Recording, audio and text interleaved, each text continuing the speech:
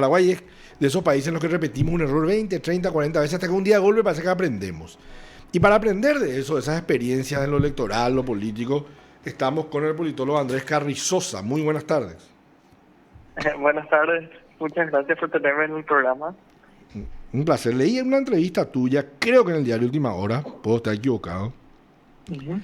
en la que mencionaba, antes que nada, vos sos, ¿cuál es tu formación académica? Bueno, yo hice un PhD en ciencia política en Rice University, que está en Houston, Texas, Ujú. y mi especialización es en sistemas electorales y en comportamiento legislativo. Y no te pasa que acá te dicen, pero vos qué vas a saber si acá nosotros así nomás aprendemos las cosas y sabemos más. No te dicen eso a veces los Y, muchachos. Ujú. y a veces dicen, Ocurre, pero ¿verdad? ocurre, pero yo trato de convencerle a la gente con lo que sé y no tanto con los títulos, ¿verdad? El- Entonces, la, hablando de los detalles, claro. podemos. Ahora, la política es una ciencia, ¿verdad? No es que opinamos porque andamos por la calle y conocemos mucho, se estudia. Hay gente que se dedica a estudiar con método, con estadística, se tienen medidas. Sí, es muy cuantitativa la ciencia política, presta muchos métodos de economía y de psicología, Ujú, ujú. entonces Y trata de estadística. hacer mucha estadística también, sí. Ya. Entonces hay método para saber y saber qué más o menos funciona y cuáles son las consecuencias de cada sistema electoral, por ejemplo, o Sí, político. sí. Los sistemas electorales es un aspecto de la ciencia política donde se sabe mucho, ¿verdad? Yo soy de los que opinan que en Paraguay de repente se pone de moda algo, ¿verdad? Ujú, Por ejemplo, voy a hablar de mi ámbito, que es el judicial, ¿verdad? Por ejemplo, que la ujú, inamovilidad del magistrado es dictadura, ujú, está mal. En todo el mundo los ujú, magistrados son inamovibles y está demostrado, estudiado, como vos bien decís, eh, cuantitativamente, cualitativamente, que el magistrado independiente es el que tiene estabilidad, ¿verdad? Pero acá en Paraguay nos ujú, metimos en la cabeza y el que habla de la estabilidad es más o menos una especie de dictador romano, ¿verdad? Eh, ujú, ocurre un poco eso también en nuestro ámbito electoral. Por ejemplo, recuerdo ujú. cuando el que no estaba con el voto directo no era democrático, por ejemplo, ¿verdad? Sí, Y el voto directo obligatorio para asociaciones intermedias no se usa en ningún lugar del mundo, ¿verdad? ¿Qué opinas no, de no. nuestro sistema electoral para asociaciones intermedias en Paraguay? O sea, para partidos políticos. Y yo lo que creo, bueno, con el tema de las listas desbloqueadas, lo que se buscaba con las listas desbloqueadas era que la Cámara sea un poco más representativo en el sentido de que personas que antes no podían acceder a escaños ahora van a poder acceder, ¿verdad?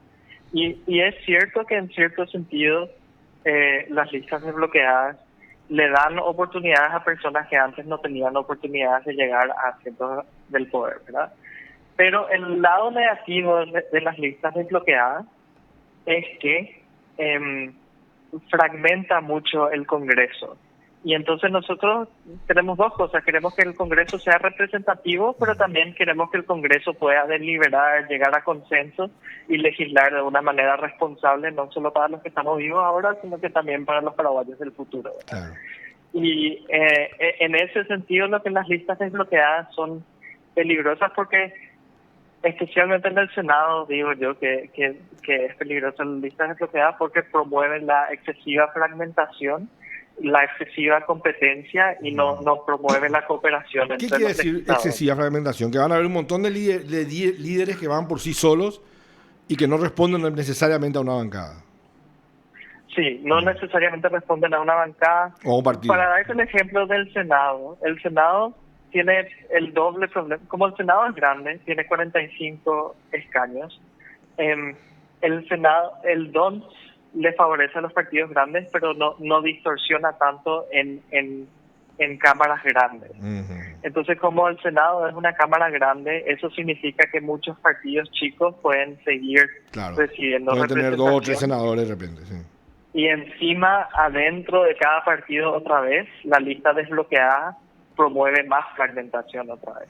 Entonces, en el Senado nosotros podríamos tener una fragmentación tremenda si es que se divide inter e Y eso va a intrapartidariamente. ser, en términos prácticos, para que la gente entienda, eso va a hacer que sea más difícil llegar a consensos cuando se tengan que discutir temas importantes como un código, una ley importante, un fiscal general del Estado, un contralor. Eso va a dificultar los procesos de acuerdo entre grupos para decir, bueno, vamos a poner a esta persona, pero porque queremos estas características, por ejemplo. ¿Es correcto? Sí, dificulta hacer leyes a nivel nacional y hace que para cualquier cosa que vos quieras pasar, tenés que más o menos comprar voto por voto. Claro. Entonces tenés que poner un puente en Ciudad del Este porque necesitamos este senador, un puente en Alto Paraguay porque necesitamos este senador, y así sucesivamente. Entonces se vuelve más fácil pasar un tipo de leyes, que son esas leyes que son así localizadas y que transfieren beneficios a esas localidades, pero es más difícil hacer cosas como cuidar el presupuesto nacional, por ejemplo. Claro. O hacer una ley de defensa nacional o de seguridad interna. Claro, ese tipo de cosas que abarcan las necesidades del país como un todo, lo que se vuelven más difíciles. Claro. O sea, va a dificultar la gobernabilidad, finalmente. Sí, y va a debilitar mucho al presidente, ¿verdad? O sea que estos sistemas ya están. Porque yo recuerdo que cuando se hablaba de esto, todas las personas que como vos conocen un poco del tema, personas especialistas en derecho, exclusivamente en derecho electoral, también acá nos decían, no es bueno, no es tan bueno, atiendan, no es esta la solución a todos nuestros problemas, ¿verdad? Pero era más o menos como que si no estás con esto, estás con las castas políticas, ¿verdad? ¿Y qué opinas, ¿qué opinas del voto directo obligatorio del artículo 119 de la Constitución, que establece el voto directo obligatorio para los partidos políticos como única forma de elegir candidatos? El voto directo obligatorio que obliga a los ciudadanos a votar, o si no, ese voto. O no. Ese voto directo. El voto directo, por ejemplo, para elegir candidatos en los partidos, antes pues se hacía por asamblea, venían los asambleístas que eran elegidos. Ok. ¿Verdad? Y quitarle esa potestad a la asamblea y que se hace una elección así tipo de carácter nacional, ¿verdad? Y bueno, yo diría que como no va a haber realísticamente tiempo para cambiar la Constitución antes de las próximas elecciones, a mí me gusta más hablar de temas que están en el Código Electoral, porque lo peligroso de las listas desbloqueadas es que una vez que se implementa, ponele que en el 2023 se mantienen las listas desbloqueadas. Sí. Los legisladores que entran bajo ese sistema ya nunca más van a querer cambiar ese sistema, porque si es que ellos entraron bajo ese sistema, eso significa que ese sistema les conviene, ¿verdad? Claro. Entonces yo la verdad que no consideré tanto lo de asambleas y voto directo. Es un debate un poco más grande, me parece, pero en este momento yo creo que lo que tenemos que enfocarnos es en las listas desbloqueadas, porque una vez que eso se implemente ya no se puede cambiar. O sea, lo que está diciendo es cuidado, porque una vez que elijamos con este sistema, los que sean hijos de este sistema ya no lo van a querer tocar por más que veamos ya no van a querer. Exacto. Entonces cualquier cambio que hagamos tiene que ser antes del 2023. Muchas veces la gente me dice, vamos a probar y vemos, y si no nos gusta cambiamos otra vez. Pero no es así, porque una vez que se implementa ya creas una situación donde se perpetúa. O sea, es casi una alarma que te suena en este momento. Sí. ¿Y qué otras cosas te parece que se podrían tocar que estén en el Código Electoral sin reforma constitucional de nuestro sistema electoral? Y un tema que yo creo que el voto obligatorio de los ciudadanos, ¿verdad? Podría ser bueno reglamentar eso para que se implemente. Que sea realmente obligatorio. Que sea realmente obligatorio, porque el tema con las listas desbloqueadas también es que, como es un voto único personal, eso crea incentivos para que los legisladores sean lo más así, que traten de llamar la atención lo más posible. Porque ellos tienen que perseguir un voto único personal.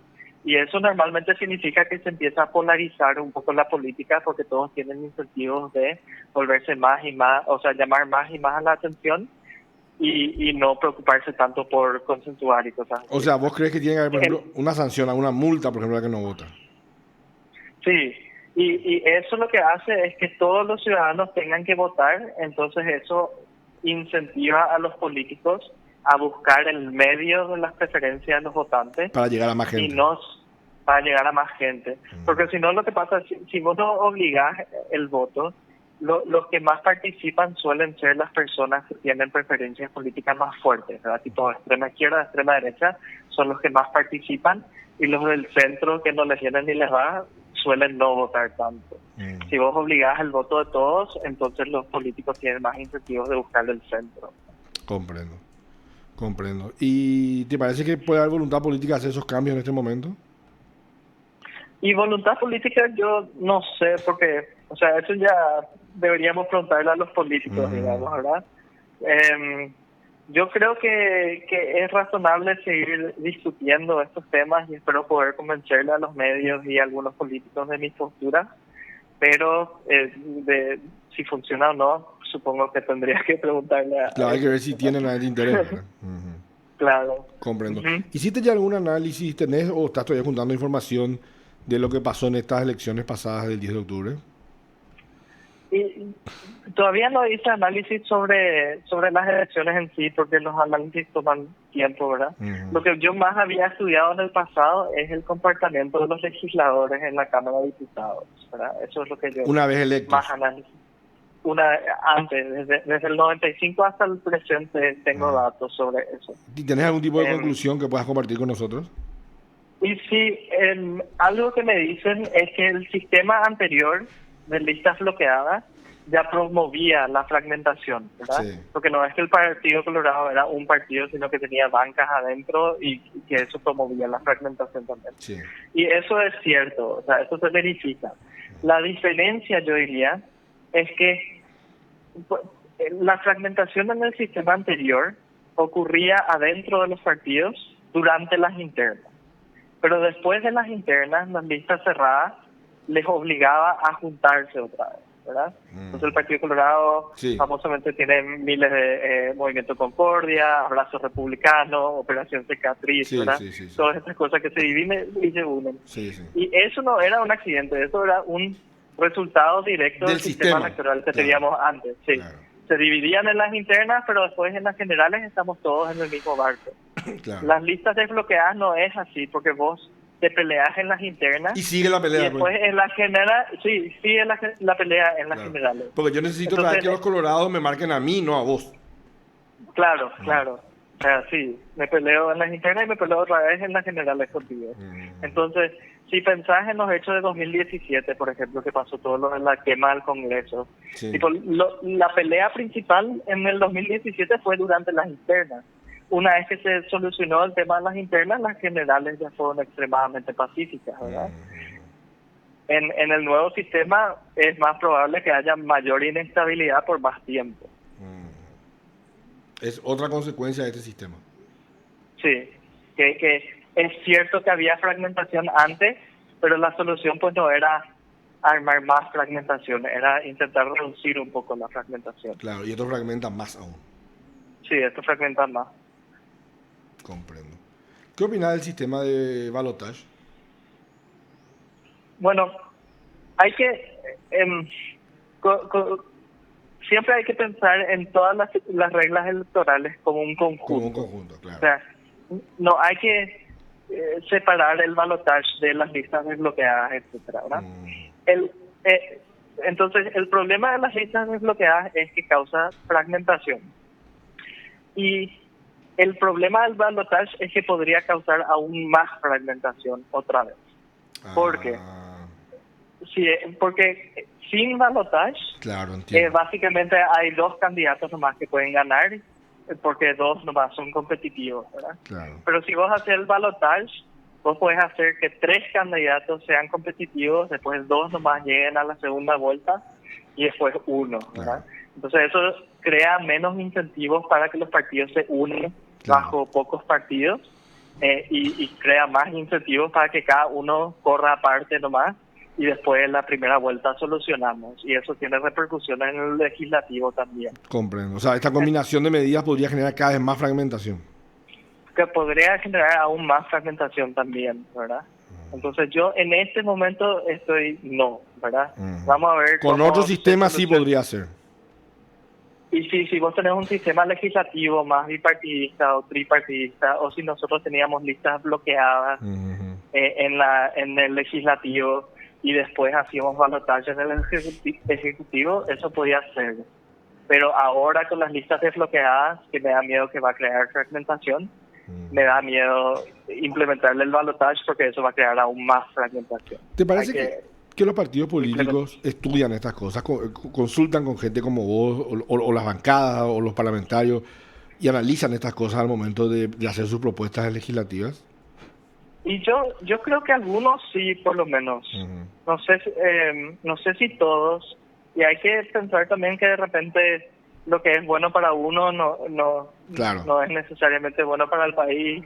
O sea, que sepan cómo funciona no significa que van a hacer, o sea, cada uno hace lo que le conviene, ¿verdad? Pero Claro, eso es por política supuesto. más luego. Y cuando vos sos Pero hijo... yo, ¿eh? Decime. No, pero yo algunos análisis que hicieron políticos me parece que estaban muy acertados en cómo describían lo que iba a pasar, ¿verdad? Sí, mucha gente dijo que Em, esto iba a pasar, ¿eh? Sí, ujú. Pero también más o menos había ese discurso, ellos son los malos y claro que se defienden, nomás por eso dicen eso. Y entonces era como que la solución a todos nuestros problemas eran las listas desbloqueadas y Sí, lo único que teníamos que hacer era quitarle el poder a estos políticos y sí. ahí ya está, Lo ¿verdad? mismo se dijo con el voto Pero directo y no pasó, ¿verdad? Sí. sí, Mm, sí. así es. Bueno, Andrés Carrizosa, te agradezco mucho tu tiempo, muy esclarecedor, muy amable. Bueno, muchísimas gracias por las preguntas. Un saludo grande a todos los que escucharon. Que estés bien, un abrazo. Suerte. Chao. Bueno, Lo hablábamos con escuchaste Andrés. aquí en PDS.